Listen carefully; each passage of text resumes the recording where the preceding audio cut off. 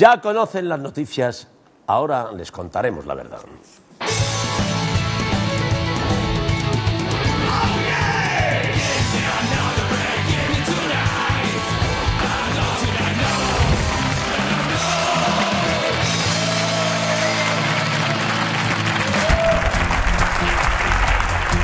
Muchas gracias, buenas noches. Comienza el intermedio cuando son las 9:30. Buenas noches, Sandra Sabatés. Buenas noches, Wyoming. Buenas noches a todos. Empezamos. Gran despliegue mediático en torno a la figura de Adolfo Suárez. El fallecimiento del que fue el primer presidente de la democracia y conductor de la transición en España ha copado el interés de todos los medios. Así, en la prensa hemos leído titulares a 5 columnas como El forjador de la democracia, Suárez ya es un símbolo o Adiós al mito de la transición. De la dimensión de esta excepcional cobertura da cuenta el número de páginas consagradas a Suárez. Solo contando las cabeceras nacionales suman 224 páginas. Efectivamente, Suárez pasará a la historia como el hombre que condujo nuestro país a la democracia y la prensa española como la que condujo al planeta a la devastación forestal. Capítulo aparte merece el diario La Razón, cuya portada y contraportada, acompañadas del titular Gracias, presidente, se convierten en una gran bandera de España. Sí, últimamente ante un acontecimiento histórico la pregunta ya no es dónde estabas tú cuando ocurrió, sino cuál era la portada de La Razón de ese día. Los medios han celebrado de manera unánime la altura política del primer jefe de gobierno tras la dictadura, sobre todo su capacidad para superar divisiones en aras del consenso, palabra a la que, por cierto, todos recurren para definirle. Aunque para consenso el alcanzado entre los analistas conservadores sobre quién dinamitó su legado. Hoy, que era el día para que los medios serios hablaran de la figura de Suárez, muchos no han podido evitar arremeter contra uno de sus blancos favoritos. Abre fuego el periodista Jaime González en la cadena COPE. En aquel momento histórico cedió mucho a la izquierda y cedió mucho a la derecha. Pero llega un momento que en este país alguien decide que hay que cobrarse con efectos retroactivos aquella cesión que hizo en este caso la izquierda. Y que lo hizo la figura, y lo siento decir, de verdad, que lo siento, José Luis Rodríguez Zapatero. Ahí se rompen muchos puentes. Ahí se dinamitan muchas cosas. Ahí se viene abajo mucho el espíritu cimentado que tenía este país. Así que, según Jaime González, Zapatero acabó con el espíritu de la transición y se cargó el consenso. Parece que se le olvida que las políticas del anterior presidente, José María Aznar, no se caracterizaron precisamente por su grado de consenso. El que había en contra de la guerra de Irak era del 94% de los españoles. O sea que con los que estaban a favor no se podía hacer ni una conga. En el mismo sentido se manifestaba la periodista Isabel San Sebastián en el programa La Marimorena de 13TV y, por supuesto, el presentador Carlos Cuesta respalda sus tesis. Suárez tiene un mérito gigantesco en esa transición. ¿Qué ha pasado con la transición? Pues que hay quien ha dado por hecho, los que ahora abogan por la ruptura retrospectiva. A mí me hacía hoy mucha gracia en Telecinco en otra televisión oír a Zapatero cantar las virtudes de la transición y de Suárez. Yo decía, pero este tío, pero si tú eres el que dijo aquello de que España era una nación discutida y discutible y el que se empeñó en reabrir la transición para volver a escribirla y para hacer la ruptura retrospectivamente. Y el que coló a Bildu en las instituciones. Y colaste a Bildu en las instituciones y tantas cosas, pero vamos, el que denigró con los nuevos estatutos. El que denigró la transición para reivindicar retrospectivamente una ruptura que afortunadamente no se produjo en gran parte gracias a Suárez fue él, ¿no? Otro ejemplo, Isabel Durán, en el programa Más Claro Agua. De todas las preguntas que podrían hacerse hoy en torno a Suárez, la periodista se decanta por esta. ¿Quién destruyó los consensos de la transición? A lo que el 72,3% de la audiencia respondió que el PSOE. Bueno, no era muy difícil adivinar qué iban a responder los espectadores de la TDT. Eso es como preguntar en un concierto de Vetusta Morla si molan o no las barbas. Hoy Iñaki Gabilondo también se planteaba en su blog una pregunta a raíz de la muerte de Adolfo Suárez, pero con una sutil diferencia. Y es que mientras Durán quería saber quién había destruido los consensos, Gabilondo adoptaba una postura mucho más constructiva. En este tiempo de la despedida veo que muchos analizan el legado político de Suárez con los ojos llenos de presente y naturalmente lo ven todo desenfocado. La transición fue un tiempo único e irrepetible, un tiempo en el que se hizo lo que se pudo y se hizo como se supo. No cabe ahora mismo extraer, como digo, grandes deducciones, pero sí hay una que me parece que es clave, básica y fundamental, que es así, que es de aplicación. Esa es una lección utilizable hoy, y es de qué somos capaces los españoles cuando trabajamos unidos y con un objetivo común. Sí, Isabel Durán, Iñaki Gabilondo se parecen tanto como George Clooney y yo. Vale. Los dos hemos hecho películas y de los dos se dice que somos gays. Pero hay una gran diferencia fundamental. En su caso es un rumor y una pena. ¿Tú cuándo crees que vamos a salir de la crisis? Los niños hablan de la crisis. Pues ya cuando tenga 23 años. ¿Tú? Sí. ¿Y cuántos tienes? 9. ¿Y no puede ser antes? No. Es que faltan 14 años. Ya, tengo que aguantarme. Hoy en El Intermedio.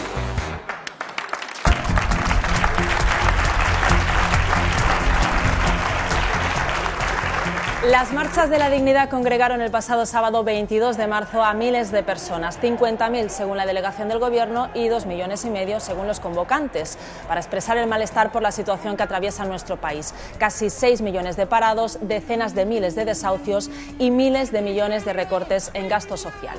Las protestas transcurrieron de manera pacífica hasta que a última hora se vieron empañados por gravísimos episodios de violencia entre elementos radicales y policías antidisturbios. En la batalla campal, que tuvo lugar en el centro de Madrid, volaron pelotas de goma y adoquines y se saldó con 24 detenidos y 101 heridos, de los cuales 67 eran agentes. Lo que ha ocurrido en Madrid este fin de semana tiene muchas lecturas. Para algunos los culpables fueron los antidisturbios que cargaron sin razón, para otros lo fueron los violentos que con sus actos dañaban la imagen de las protestas. Y luego está Sergio Ramos, que para él la culpa fue del árbitro.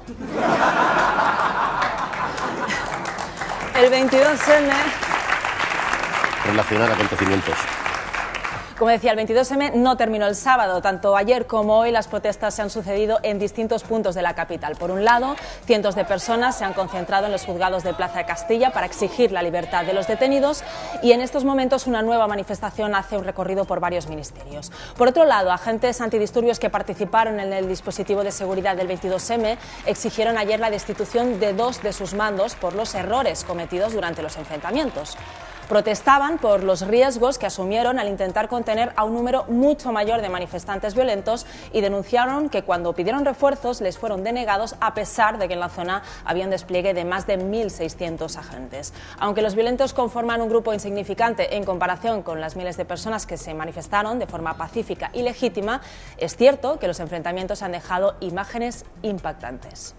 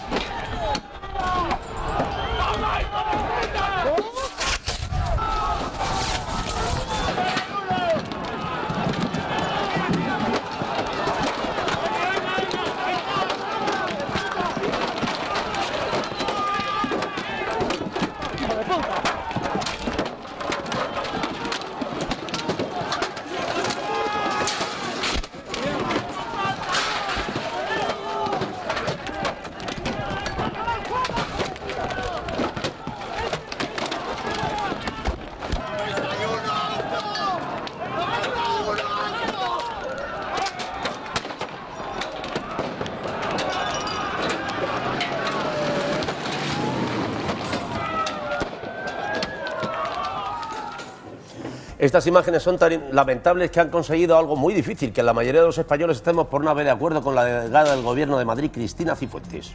Es una pena que una manifestación reivindicativa que se había desarrollado de una manera completamente pacífica pues terminara con una violencia tan extrema por parte de algunos. Pues tiene toda la razón la delegada del Gobierno al señalar que se trataba de una manifestación pacífica. Es evidente que lo fue y que la mayoría de los presentes hubieran reaccionado como este manifestante cuando rechazaba la actitud de un encapuchado. Estamos esperando para ir a nuestra casa. Y estamos cansados de caminar. Cansados de caminar. Mirad por ahí a mirarla si queréis. Aquí no. Es importante que lo entiendan los violentos. Como ese, la mayoría de manifestantes solo quería irse a casa. De hecho, por eso se manifestaban, para conservar la suya. Sin embargo, como ocurre siempre, determinados sectores de la prensa no han querido distinguir entre lo que era una multitudinaria manifestación pacífica de lo que eran unos terribles pero minoritarios actos violentos. Así, si bien El País y El Mundo hacían hincapié en sus titulares en la protesta pacífica, ABC y La Razón destacaban únicamente los altercados violentos, llegando a desprestigiar las marchas por la dignidad con el juego de palabras la indignidad de la izquierda. Para que lo entendáis, queridos niños, lo que hacen ABC y La Razón es tomar la parte por el todo. Es decir, amplificar un suceso muy lamentable pero aislado, como si representara la totalidad de la realidad. Es como si dijésemos que todos los andaluces son graciosos porque Chiquito de la Calzada es gracioso. Y eso no es justo, también está Antonio Burgos. En su edición del domingo, ABC no hacía ninguna referencia a la marcha pacífica y para hablar del 22M utilizaba titulares como un ataque coordinado de 1.500 radicales, algarada de la extrema izquierda en Madrid o el de su editorial, no es política, solo es violencia. En la edición de hoy el diario iba un paso más allá y en el artículo de Isabel San Sebastián, Dignidad secuestrada, podíamos leer palabras tan duras como estas. Dignidad es la cualidad que mostraron Adolfo Suárez y el general Gutiérrez Mellado aquel infausto 23 de febrero de 1981. Ensuciar un término tan hermoso como dignidad, relacionándolo con esas hordas de encapuchados violentos que la emprendieron a patadas contra los policías que cumplían con su deber, destruyendo en su orgía de furia escaparates y mobiliario urbano que pagaremos todos, es agraviar nuestro idioma. Bueno, estoy convencido de que tanto Suárez como Gutiérrez Mellado considerarían dignos a los manifestantes que el sábado protestaron pacíficamente. La única relación de esos encapuchados con la dignidad es la que establece Isabel San Sebastián en su artículo. Además, si la manifestación hubiera estado compuesta exclusivamente por los que fueron violentos, no podría ser considerada manifestación. En cualquier caso, agraviar nuestro idioma no es hablar de marchas de la dignidad, es decir, concretas. Cuando queremos decir croquetas, es decir, comistes. Cuando quiere decir comiste, o decir periodista, cuando quiere decir Isabel San Sebastián. Por su parte... Comistes. Por su parte, el diario La Razón seguía la misma estrategia y sin hacer una sola alusión a la parte pacífica de la manifestación, que ha sido reconocida hasta por la delegada del Gobierno, podíamos leer en sus páginas interiores del domingo expresiones como los radicales asaltan Madrid, ni dignos ni demócratas o la marcha de la extrema izquierda acaba con violencia. Además, dentro de las páginas nacionales dedicaba una sección a la manifestación que llevaba el antetítulo El ataque de la extrema izquierda, ilustrado por este icono en el que aparece un manifestante agrediendo a un antidisturbios. Amigos de La Razón, eso sí que es periodismo de síntesis. Habéis conseguido plasmar en un solo icono lo que luego habéis explicado en más de 6 páginas. De hecho, creo que deberéis hacer lo mismo con todo el periódico, así se nos haría más ligerito. ¿Qué conclusión extrae La Razón después del 22M? Pues tal y como podíamos imaginar, que los altercados son las pruebas que avalan la nueva Ley de Seguridad Ciudadana promovida por el Ministerio del Interior. Además, la identificación de los violentos con los manifestantes es tal que llega a asegurar que la gran parte de los manifestantes tendrá que hacer frente a multas de entre 1.000 y 30.000 euros. La mayor parte de los manifestantes tiene que pagar entre 1.000 y 30.000 euros. Españoles, buena noticia, se acabó la crisis, invita al 22M.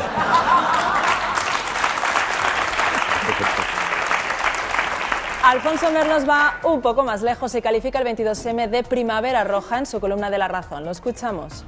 No hace falta ser un lince para vislumbrar que estamos ante el inicio de una primavera roja. No porque estemos en el momento cumbre de las políticas de recortes, no porque estemos ante el error tras el error en las políticas del Partido Popular, simplemente porque ha llegado el buen tiempo. En fin, Alfonso Merlos, es verdad que no estamos en el momento cumbre de las políticas de recortes, pero tal vez podíamos estar en el momento cumbre de los efectos de esos recortes. Por ejemplo, recordemos que 4 de cada 10 parados el año pasado ya no recibían ninguna prestación o subsidio por desempleo.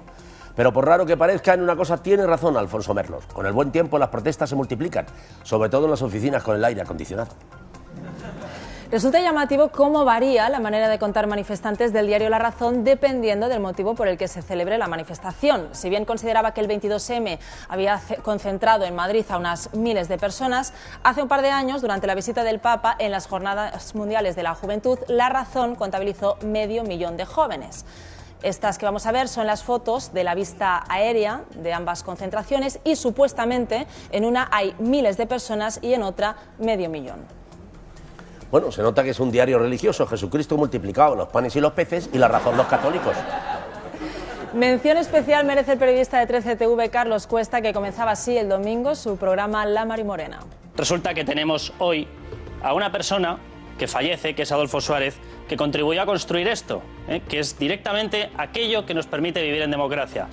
Y hoy tenemos a otras personas que se creen que la democracia se construye con esto. ¿Qué es esto? Bueno, pues esto es un trozo de la Plaza de Colón, un adoquín de los que se lanzaban a policías y a no policías, porque también se pegó a periodistas. Hay gente que cree en esto, o mejor dicho, vamos a ponerlo ya en primera persona. Estamos gente que creemos en esto, y hay gente que cree en esto. Yo no sé, si alguien se piensa que esto es capaz de darle la razón a alguien, bueno, pues adelante con los faroles. En la historia nunca jamás esto ha dado la razón a nadie. Se lo da esto. Pues qué curioso, teniendo razón con la tesis, se equivoca con los ejemplos. A Franco le dieron la razón 40 años y él era más de adoquín que de Constitución. Con constituciones es muy difícil construir un paredón. Pero, por si los espectadores no fuesen capaces de entender lo doloroso que puede ser el impacto de un adoquín, Carlos Cuesta hace una prueba empírica en su programa, consiguiendo convertir en patético algo que en su origen es una situación dramática. Esto es su confeti, por decirlo de alguna manera, ¿no? Claro. En vez de lanzar confeti, lanzan esto. Claro. Y entonces empiezan a lanzar primero latas de cerveza, botellines, petardos. Y acto seguido lanzan O sea, yo simplemente voy a dejar caer este trozo para que la gente se haga una idea del peso que tiene esto, ¿eh? Cuidado. ¿Vale? Lo digo para que nos hagamos una idea de cómo impacta esto lanzado contra el casco de un policía. Ay, Carlos Cuesta, como sigas haciendo experimentos, podrías quitarle el puesto al hombre de negro del hormiguero. Y sería maravilloso porque el hombre de negro no habla. Y estamos muy a gustito. Muy bien, excelente, excelente. Me encantó. La canción con este ritmo y con los cambios que le hicimos toma vida, toma pasión. Eso es lo que quiero, que la gente cuando la oiga, cuando la escuche, se pare a bailar.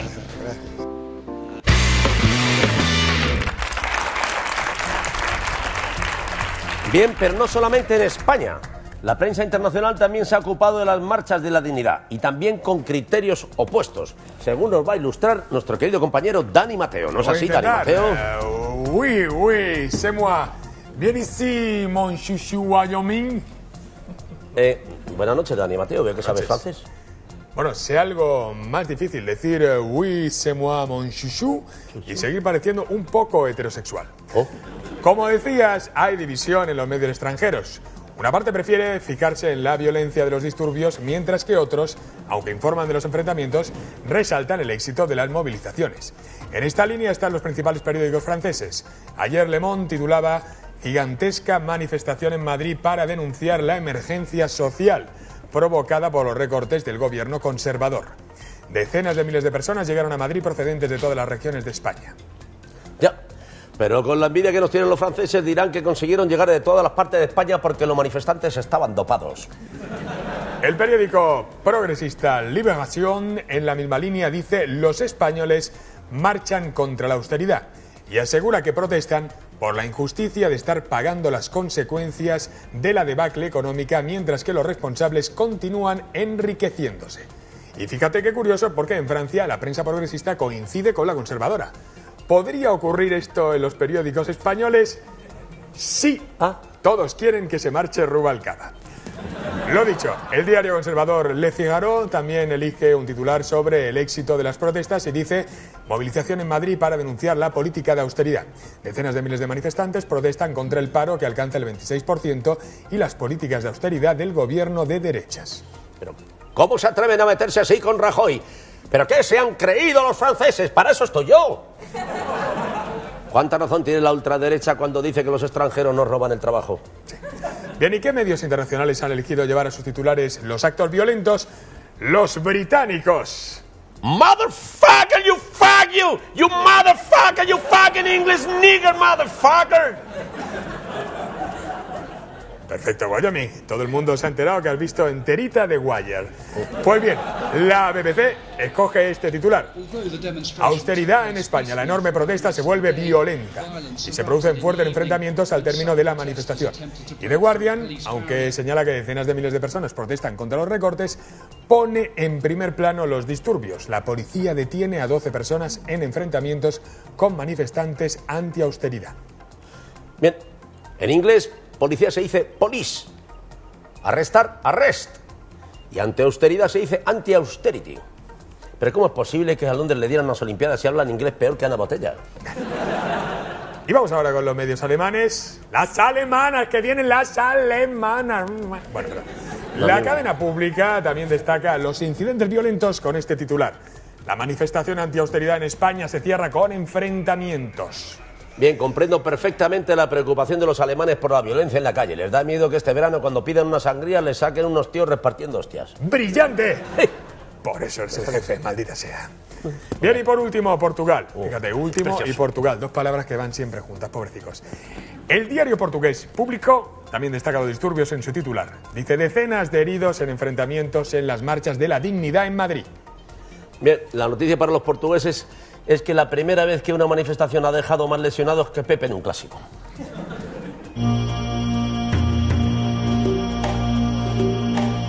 My young kid, he's a boy and he is 10 years old. Do you know he likes life? Just ask me what will happen. There will be a war. The worst thing is in the life is to fear fear. The worst, like to fear cold, like to fear insecure. This is very terrible thing.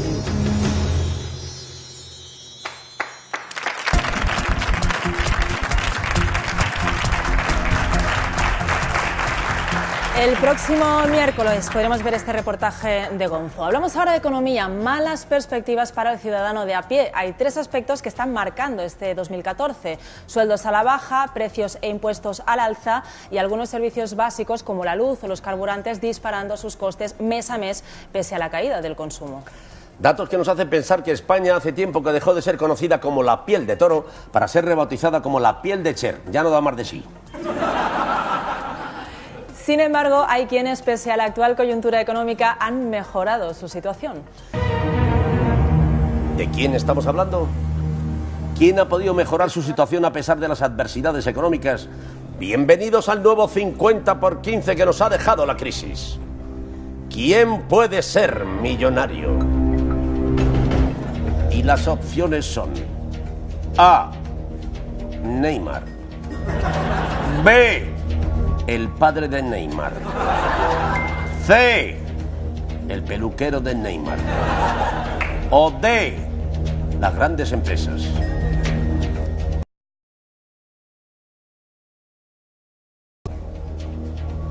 La D. Las grandes empresas. Aunque también hubiera valido como respuesta correcta la B. El padre de Neymar, que técnicamente no es una persona, sino la empresa más rentable de este país. Se hizo millonario con muy poca inversión. Hace 22 años se gastó el presupuesto de preservativos en 2 caipiriñas y un disco de baladas de Roberto Carlos. El resto es historia. Mientras la mayor parte de los ciudadanos han tenido que soportar recortes salariales y despidos masivos, las grandes empresas han seguido obteniendo beneficios durante los años de la crisis. Según un informe del BBVA, los márgenes de las empresas españolas tuvieron un diferencial positivo del 0,24% respecto al resto de países de la zona euro como promedio anual en el periodo 2009-2013, mientras que los sueldos tuvieron un diferencial negativo del 0,23% anual en el mismo periodo. Es decir, el crecimiento de los beneficios de las empresas ha sido inversamente proporcional al de nuestros sueldos. En otras palabras, si Churlan Preave hubiera tenido estos datos antes, hubiese dicho en el anuncio: quedaos con el chope que yo me voy a Crimea. Las grandes empresas españolas están obteniendo beneficios gracias a las exportaciones. En concreto, las ventas exteriores alcanzaron el año pasado su máximo volumen histórico, un total de 234.240 millones de euros, un 5,2% más que en el ejercicio anterior. No hay quien nos pare, queridos amigos. Lo vendemos todo en el extranjero. La fregona, el chupachus, hasta la Macarena. Y todo el mundo contento. En 25 años solo hemos tenido una devolución. Bienvenida, Pérez.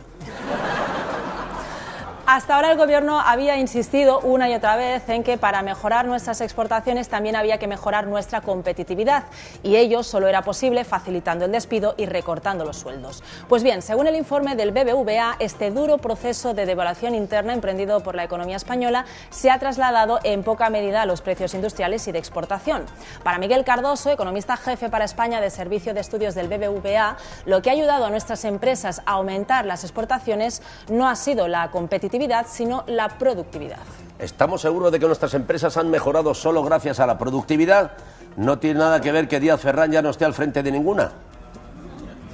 Una conclusión que se podría extraer de este informe es que las empresas españolas no han necesitado bajar sus precios en el exterior para mantener e incluso mejorar sus ventas. Es decir, que las bajadas salariales y los despidos no responden a la necesidad de ser más competitivos en el exterior. En este mismo sentido, María Jesús Fernández, investigadora de la Fundación de las Cajas de Ahorros, sostiene que las empresas españolas no han necesitado reducir precios para seguir siendo competitivas en los mercados internacionales, lo que contradice la apreciación generalmente extendida de que las exportaciones españolas han crecido gracias a la disminución de los precios derivada de la bajada de salarios. Bien, ¿han servido los despidos y las bajadas de sueldo para aumentar las exportaciones? Depende de cómo se mire. Para exportar productos parece que ha sido como la Ciudad Olímpica de Madrid, no ha servido para nada. Sin embargo, no seamos injustos con esta medida. Gracias a los despidos y las bajadas de salarios, este país puede decir hoy orgulloso que es líder mundial en exportar algo que nadie más puede exportar: españoles. Cada día nuestros aeropuertos exportan miles y miles de españoles al mundo. Somos el Starbucks de la emigración. Solo durante los 6 primeros meses del año pasado salieron del país 259.227 personas al carecer de trabajo o un sueldo digno. ¿Qué quieren decir estos datos? Que a pesar de lo que diga el gobierno, los aventureros no son los que se van, sino los que se quedan. Quería que me ayudaras con un problema. Quiero tatuarme, pero me da un poco de miedo. ¿Tú qué harías? Si estás pensando en hacerte un tatuaje, tienes que estar muy segura de que de verdad te lo quieres hacer. Yo el que tengo pensado lo llevo pensando como 4 años.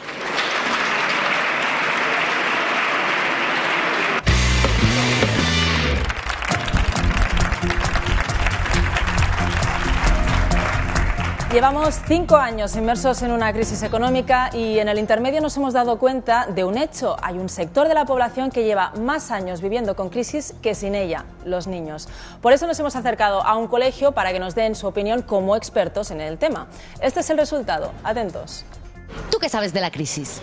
No mucho, solo sé que la crisis es cuando hay poco dinero y muchos parados y la gente se queda sin trabajo porque no le pueden pagar, entonces tienen que despedir a gente porque no pueden pagar a la gente. Cuando la gente no tiene empleo, no tiene mucho dinero, por ejemplo, no tiene dinero para pagar la hipoteca o el agua o el gas. En la tele lo he oído y ya está. Cuando los trabajadores pues les despidieron y ellos no ganan dinero, por lo que no pueden comprar, por lo que los que venden cosas en las tiendas no ganan dinero. Es como una cadena. Pues que falta dinero y que faltan trabajos, básicamente. Y faltan recursos y sí, más o menos eso. ¿Quién te ha explicado todo eso? No sé, mi madre, mucha gente, lo oigo por ahí. Pues que es malo porque te quitan el dinero. Noto que no tienen mucho dinero.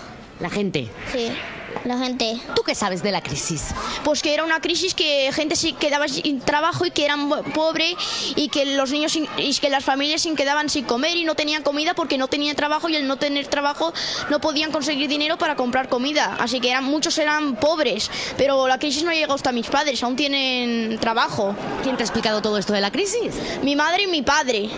Dicen que a lo mejor cuando sea mayor lo entenderé mucho mejor. ¿Se habla mucho de la crisis en casa? Hombre, sí, a nadie le gusta la crisis, se habla de vez en cuando. No, porque lo que queremos en mi casa es olvidarnos de ella. ¿No habláis? No. No se habla mucho. A ellos no les importa porque ellos no ha llegado la crisis a ellos. Ellos siguen teniendo trabajos y pueden comprar comida y todo. Por eso no les interesa. A otras familias que sí les hayan llegado la crisis, claro, estarán hablando mucho de ello. Sí, por ejemplo, con la compra. Dicen que no, que falta mucho para fin de mes y esas cosas. Mi madre tiene trabajo, sí. Tampoco es que le paguen un montón. Mis padres de vez en cuando se cabrean con la televisión y después de vez en cuando quedan con sus amigos, se ponen a hablar de la crisis y acaban gritándose. ¿Hablando de la crisis? Sí, porque se enfadan, que este no, que este sí, que no sé qué. Hablan que aumentan la factura de luz por la crisis y tenemos que pagar más. ¿Tú en qué notas la crisis? No sé, porque yo no me fijo mucho en el dinero. A mí el dinero es como cereales, que a mí me da igual el dinero. ¿En qué noto la crisis? Por ejemplo, ahora me compran menos juguetes. Pues que mi madre siempre me está diciendo que apague la luz cada 2x3. Sofía, apaga la luz, Sofía, apaga la luz cada 2x3.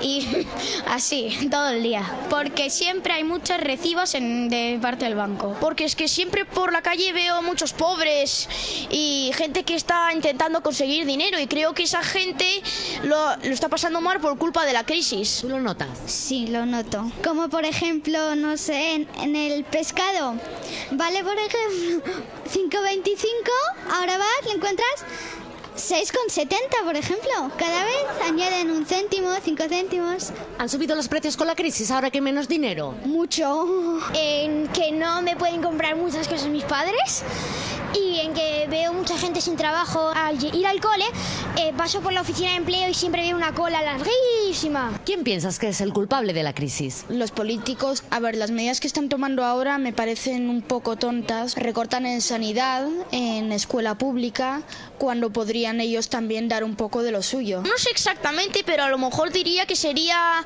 los que... A ver, los jefes que despiden a los trabajadores, porque ellos solo... Me ha dicho mi madre que ellos solo piensen en su dinero. Rajoy, el rey porque se lleva muchísima parte del dinero. Porque como es el supuesto rey, tiene pues que llevarse más dinero que nosotros. Yo pienso que en España hay crisis porque el euro vale más que el dólar. Entonces hay que pagar más. ¿Y qué hacemos con eso? Decirle a Obama que quite el dólar y que valga lo mismo que el euro. ¿Vale? Y ya está. ¿Tú cuándo crees que vamos a salir de la crisis? En el 2015. ¿Seguro? Sí, estoy muy segura. Yo creo que cuando cambien de político. Cuando empiecen a bajar el IVA y que cueste menos dinero las cosas y bajar los impuestos y etcétera, etcétera. Pues si te digo la verdad no lo sé. Yo creo que esto va para 2 años, por ejemplo. Yo creo que a lo mejor en verano tendrán que trabajar muchos hombres porque en verano es justamente donde necesitamos más cosas. Por ejemplo, los socorristas, debe de haber muchos socorristas porque mucha gente se va a bañar. Por ejemplo, muchos auxilios, muchos médicos porque a lo mejor alguien se puede caer por la playa, se puede ahogar. También tendrán que fabricar más crema solar porque habrá mucho sol. Tendrán que fabricar más helado. Sí, en verano, yo creo que es en verano. ¿Tú cuándo crees que vamos a salir de la crisis? Pues ya cuando tenga 23 años. ¿Tú? Sí. ¿Y cuántos tienes? 9. Pero falta mucho tiempo. Ya. ¿Y no puede ser antes? No. Es que faltan 14 años. Ya, tengo que aguantarme.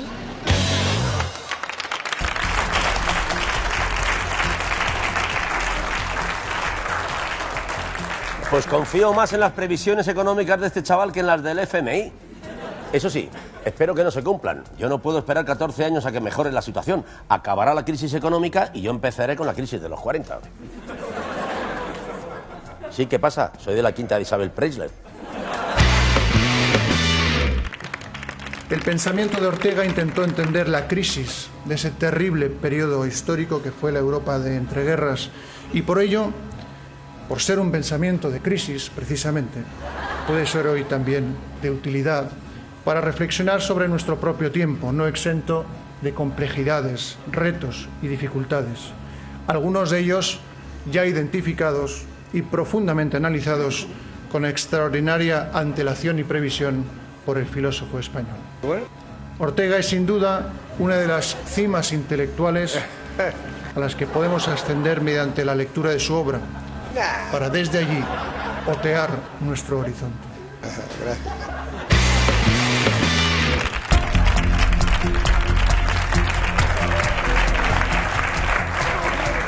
Mañana el diario digital Infolibre publicará una información exclusiva a la que nosotros hemos tenido acceso. La Asociación de Afectados por la Gestión de Telemadrid ha interpuesto una querella criminal contra el presidente de la Comunidad de Madrid, Ignacio González, por los posibles delitos de prevaricación, cohecho, administración fraudulenta, tráfico de influencias, receptación y blanqueo de capitales, delitos contra la hacienda pública y asociación ilícita. En resumen, le acusan de todos los delitos posibles para un presidente, menos llevar una funda en el iPhone con forma de conejito. Bueno, tal vez no sea delito, pero debería serlo si tiene más de 16 años. El origen de la querella está en el famoso ático de Ignacio González en Estepona, del que tras la lectura de la querella se puede deducir que podría haber sido un regalo del empresario Enrique Cerezo. En el documento se asegura que el querellado, Ignacio González, podría ser el propietario real de esta vivienda cuando fue comprada por una sociedad ubicada en Delaware, un paraíso fiscal norteamericano. Según la querella, esta sociedad, llamada Coast Investors LLC, podría tener relación con el entorno de Enrique Cerezo, empresario y actual presidente del Atlético de Madrid. Bien, gracias Sandra Sabatés. Creo que hablo en nombre de todos cuando digo que deberíamos profundizar más en esta información y solventar algunas dudas. Por ejemplo, ese Coast Investor LLC es diésel o gasolina. Pues ni lo uno ni lo otro. Según esta querella, Coast Investors LLC es una sociedad constituida en marzo del año 2008, entre cuyos titulares está Rudy Ballner. Ballner ha sido tesorero también de la empresa Ejeda US Inc., filial de Ejeda, presidida por Enrique Cerezo y que se dedica a la gestión de derechos audiovisuales. En mayo de 2008, Coast Investors compra ese famoso ático en Estepona por 750.000 euros. El domicilio que aparece en la escritura de adquisición es un despacho de abogados en Madrid, cuyo director también es secretario de Ejeda, la empresa de Enrique Cerezo. Como sabéis, Ignacio González compró el ático en diciembre de 2012, después de haberlo alquilado durante casi 4 años por unos 2.000 euros al mes, una cifra sorprendente teniendo en cuenta que un alquiler similar en la misma zona costaba 6.000 euros y que solo los gastos de comunidad ascendían a 1.750 euros mensuales. Bueno, bien, parece unos gastos de comunidad muy elevados, pero es que es una finca muy exclusiva. Sin ir más lejos, el portero del edificio era Iker Casillas. Eso sí, solo los fines de semana, allí también es portero suplente. A lo largo de los 76 folios de la querella se detallan las diversas relaciones entre Ignacio González y Enrique Cerezo y sobre todo los contratos que Cerezo mantenía con la Administración Pública madrileña en varios ámbitos de actividad. Por ejemplo, en el caso del Atlético de Madrid, González habría sido uno de los impulsores en la compra de los derechos de retransmisión en Telemadrid. En el año 2007, la cadena pública madrileña y Caja Madrid, como accionistas mayoritarios de la Sociedad Madrid Deporte Audiovisual, firman un acuerdo para la compra de los derechos audiovisuales del Atlético de Madrid.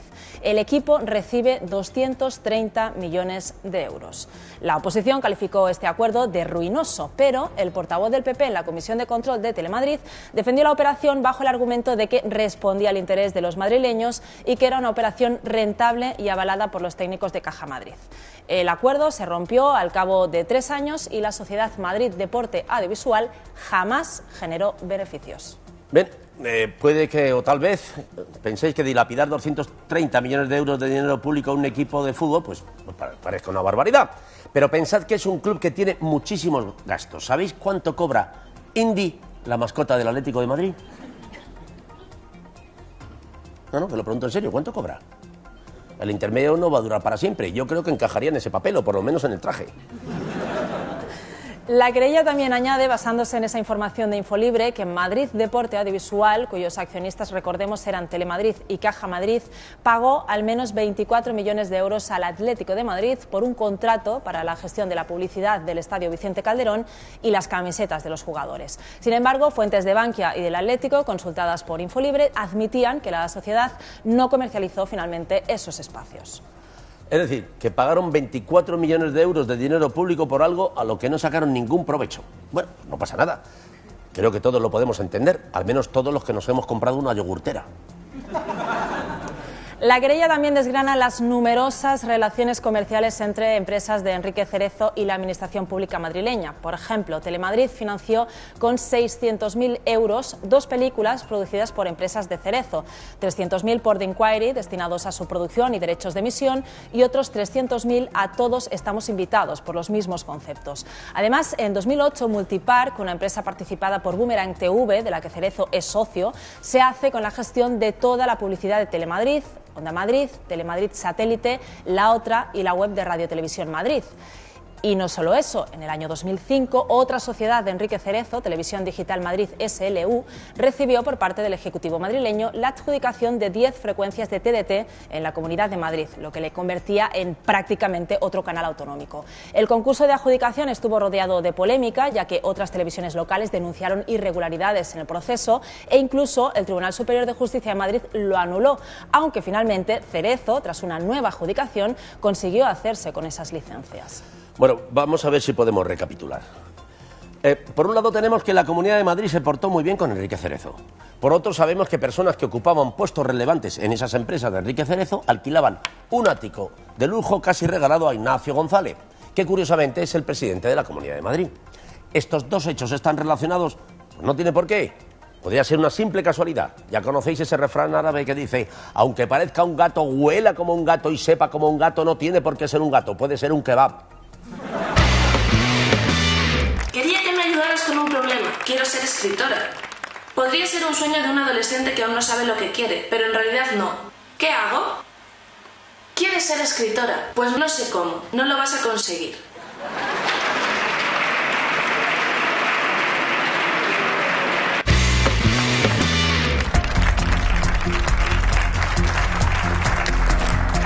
Una denuncia por acoso sexual te puede pasar factura. Hoy conocíamos que el caso contra la capitán del Ejército que denunció acoso sexual y que estaba acusada de deslealtad ha quedado archivado. Os ponemos en antecedentes.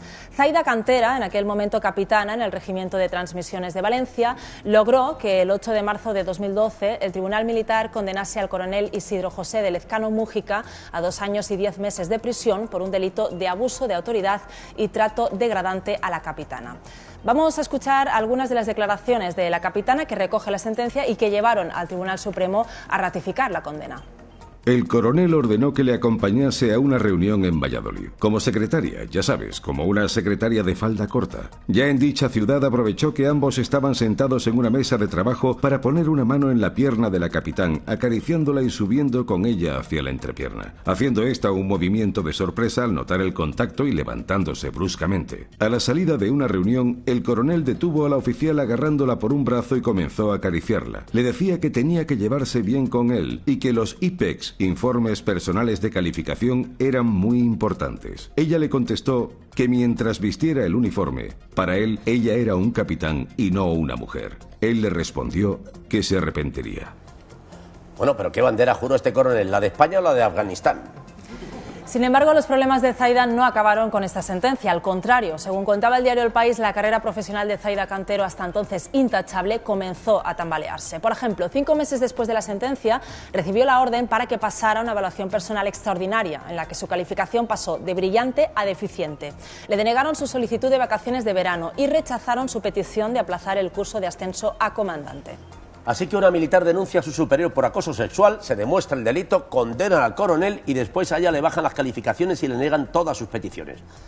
Pues a día de hoy solo hay alguien en el ejército con peores condiciones laborales, la cabra de la legión. Las consecuencias para esta militar fueron más allá y, como decíamos al principio, también fue acusada de un supuesto delito de deslealtad por alterar la fecha en un parte de petición de permiso. Un delito que, según el Código Penal Militar, está castigado con una pena de entre 1 y 6 años de cárcel. 6 años de cárcel por alterar una fecha.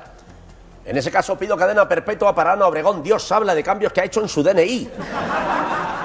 Sin embargo, el pasado 26 de julio la jueza archivó la causa por considerar que no existía tal delito, aunque en aquel momento dio por sentado que había sido la capitán quien había cambiado la fecha, motivo suficiente para que Defensa le abriera a Zaida Cantera un expediente disciplinario por falta grave, castigado con 2 meses de arresto. Pues bien, la capitana recurrió el auto y presentó un estudio de un perito calígrafo que pagó de su bolsillo y que descartaba su autoría. Aún así, la juez no se dio por satisfecha, pidió un informe caligráfico a los expertos de la Guardia Civil que no pudieron asegurar que fuera ella la que alterase la fecha. Lo que sí pudieron asegurar y lo que ha obligado a archivar finalmente este procedimiento es que la firma de uno de los mandos de este documento que sirvió para acusarla estaba falsificada, puesto que tanto la del teniente coronel como la del coronel jefe estaban hechas por la misma persona. Bien, la parte mala es que esto demuestra que hay militares que son capaces de falsificar presuntamente una firma para que acusen a una compañera suya de deslealtad, aunque no sea cierto. La parte buena es que ahora Bea, la legionaria, parece una buena soldado. Bien, queridos amigos, tras estas reflexiones profundas vamos a hacer una breve pausa. Volvemos en unos minutos.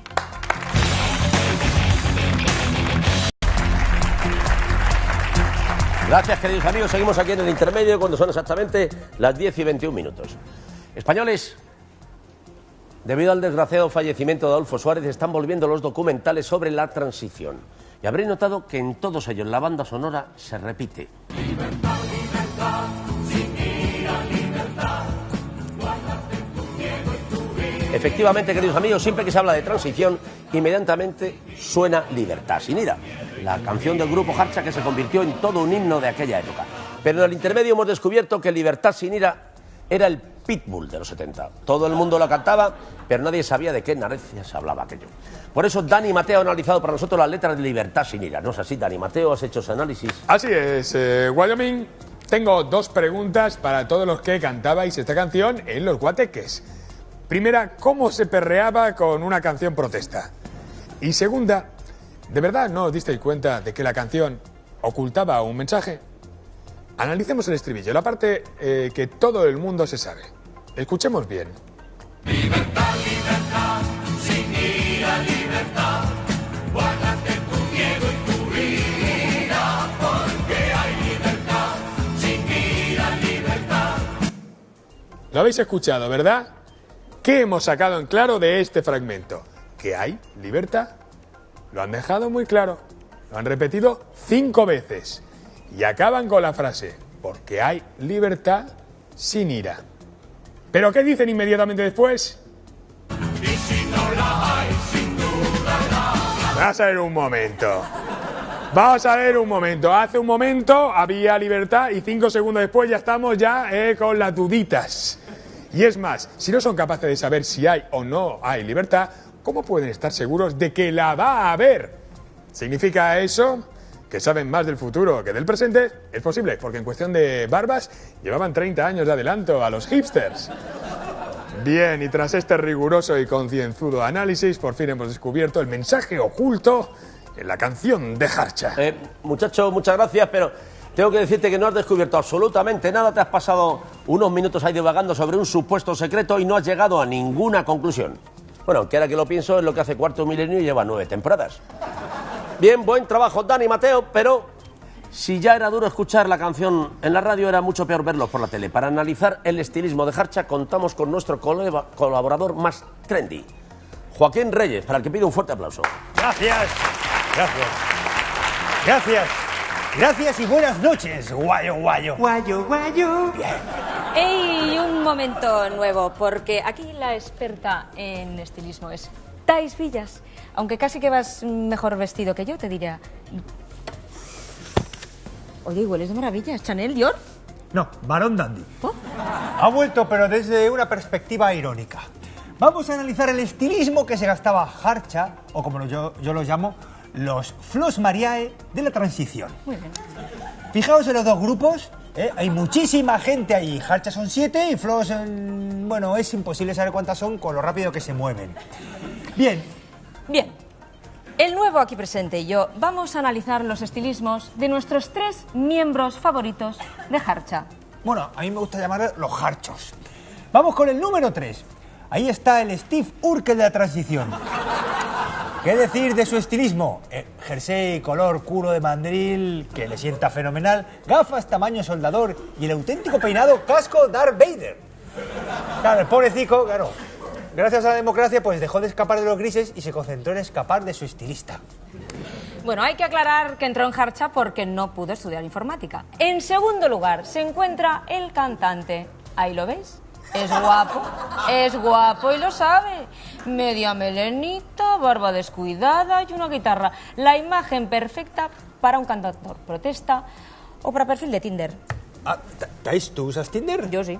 Si no te hace falta, eres guapa. Ya, pero mira. Y por fin el number 1, mi harcho favorito.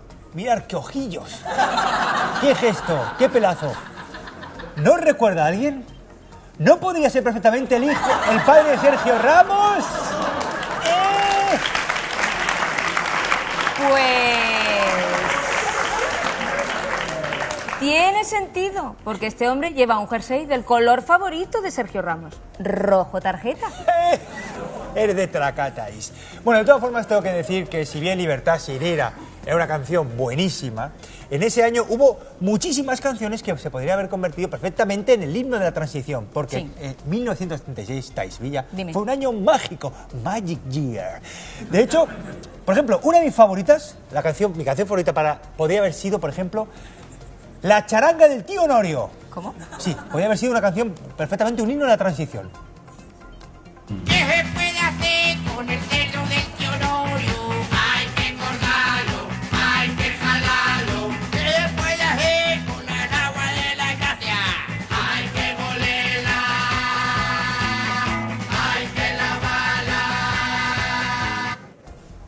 Hombre, no es por llevarte la contraria, pero esto mucha relación con la transición democrática no tiene. Pero vamos a ver, Taivilla, es que igual no has leído entre líneas. Cuando dicen hay que lavarla, se están refiriendo a sanear la clase política. O sea, lavar era regenerar. Vale, Tuché, me lo estoy inventando sobre la marcha. Solo quería poner esta canción para que nos echáramos unas risas. Bien, un gran trabajo sin duda, Joaquín. Estás cerrando muchas bocas. Hoy se ha entendido casi todo lo que has dicho. Un fuerte aplauso para Thais Villas y Joaquín Reyes.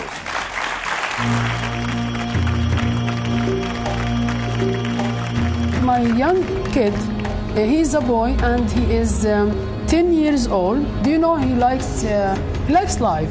Just ask me what will happen. There will be a war. The worst thing is in the life is to fear. The worst, like to fear cold, like to fear insecure. This is very terrible feeling.